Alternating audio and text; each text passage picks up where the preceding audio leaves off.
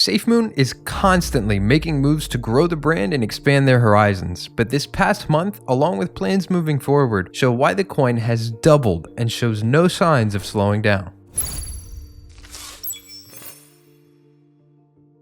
Starting off with recent news on exchanges, to quote CEO John Kearney himself, we should be seeing a cool exchange listing coming soon. A few in this community believe this listing to be Gemini, referencing an Easter egg from a statement by John at his last AMA, but of course this is just speculation at this point. It would be highly unlikely to see a listing as huge as Binance or Kraken just yet, but any listing is a step in the right direction and will be huge for the token. Kearney later answered a question about another listing being a ways out as well, saying, quote, "It's in the wings, we have higher priorities." Those priorities likely being their swap, the wallet, and SafeMoon V2, which we will talk about more in a bit. Overall, SafeMoon has a lot of their focus on product, with the belief that exchanges will come more or less naturally, which, for the most part, is a good thing. Sure, exchanges will give a more short-term boost to the token, but product and functionality are what will carry SafeMoon forward in the long term. So we will definitely see SafeMoon listed on at least one cool exchange here very soon, but what about their higher priorities? Well, SafeMoon Swap has seen a few new additions in the past couple of days. With 3 pairs being hinted at on November 8th, we saw them up and running the next day, being USDC, Pegged ADA, and Pancake token. This will open up more traffic through the swap, which in turn contributes to buyback and burn of SafeMoon, which in turn means the price goes up. There's also a reflections tracker update that is supposedly on the verge of release, adding even more functionality to the platform. But the biggest and most impactful news coming from SafeMoon is the information we have on V2. On November 8th, SafeMoon tweeted out 3 reasons why SafeMoon V2 is the evolution, saying that they are upgrading the contract, implementing a 1000-to-1 consolidation, increasing quality, security, and accessibility of SafeMoon,